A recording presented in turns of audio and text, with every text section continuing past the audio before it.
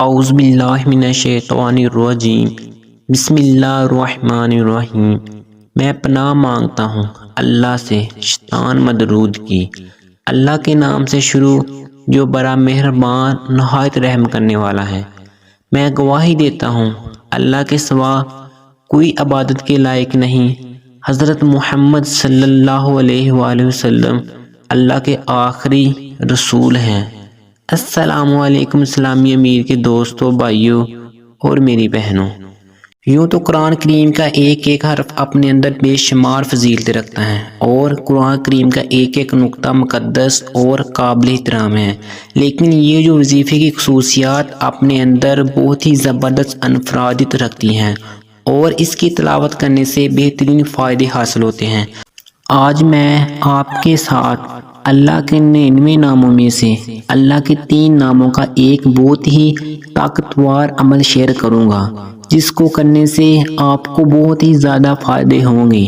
رسول پاک صلی اللہ علیہ وآلہ وسلم نے فرمایا، بے شک اللہ تعالیٰ کے 99 ناموں میں جس نے ان ناموں کو یاد کیا وہ جنت میں داخل ہوگا۔ لیکن پیارے دوستوں اور بہنوں، یاد رکھیں کہ اللہ تعالیٰ کے صرف 99 نام ہی نہیں، بلکہ یہ تو صرف وہ نام ہیں جن کے بارے میں اللہ نے اپنی وحی کے ذریعے خبر دی ہے۔ حقیقت میں اللہ کے بے شمار اور لاتعداد نام ہیں جن کو اس کے سوا پوری کائنات میں اور کوئی نہیں جانتا۔ ہمارے پیارے آقا سرور کائنات حضرت محمد صلی اللہ علیہ وآلہ وسلم ان کلمات کے ذریعے اس طرح سے دعا کیا کرتے تھے کہ اے اللہ، میں تیری ہر اس نام کے واسطے سے تجھ سے سوال کرتا ہوں، تو نے اپنی ذات کے لیے پسند فرمایا ہے، یا اللہ کتاب میں نازل فرمایا ہے، یا اللہ اپنی مخلوقات میں کسی کو سکھا دیا ہے، یا اس کو اپنے خزانہ گاہ میں چھپا کر رکھا۔ ہم بھی اس طریقے سے دعا مانگنی چاہتے ہیں جس طرح ہمارے پیارے آقا حضرت محمد صلی اللہ علیہ وآلہ وسلم نے مانگی ہیں۔ نبی کریم صلی اللہ علیہ وآلہ وسلم نے ایک آدمی کو سنا، وہ ان الفاظ کے ساتھ دعا کر رہا تھا، اے اللہ، بے شک میں تجھ سے سوال کر رہا ہوں اس لیے کہ تو بھی اللہ ہے، تیرے سوا کوئی معبود نہیں، تو ایسا اکیلا بے نیاز ہے کہ تیرے کوئی باپ نہیں اور نہ کوئی اولاد ہے اور نہ کوئی تیرا ہم مثال ہے۔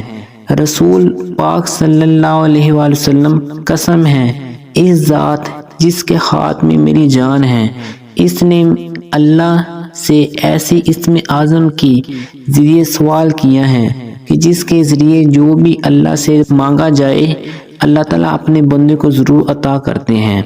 تو پیارے بھائیوں اور بہنوں، وہ کون سے 3 نام ہیں جن کا آپ نے ورد کرنا ہے، اور اگر آپ چاہیے تو اس عمل کو آپ زندگی کا معمول بنا سکتے ہیں، کیونکہ یہ ایک مجروب اور طاقتور عمل ہے، اور اگر چاہیں تو آپ کسی بھی مقصد کے لیے اس عمل کو کر سکتے ہیں۔ آپ اس عمل کو کرنا کس طریقے سے ہے، اس عمل کا کرنے کا طریقہ اچھی طرح سن لیجئے اور سمجھ لیجئے۔ یہ عمل 3 طریقوں سے کیا جا سکتا ہے۔ اگر اولاد نافرمان ہے تو اسے فرما بردار بنانے کے لیے آپ یہ عمل کر سکتے ہیں۔ اگر گھر میں کوئی بیمار ہے تو بھی یہ عمل کر سکتے ہیں۔ آپ نے یا اللہ، یا رحمان، یا رحیم اس طریقے سے 100 مرتبہ اللہ کے یہ تینوں نام پڑھنے ہیں۔ آخر میں اور اول میں 3 مرتبہ درود پاک پڑھنا ہے، اور چینی پر بھی دم کرنا ہے، اور چینی کو کسی چیز میں مکس کر کے اپنے بچوں کو پلا دیں۔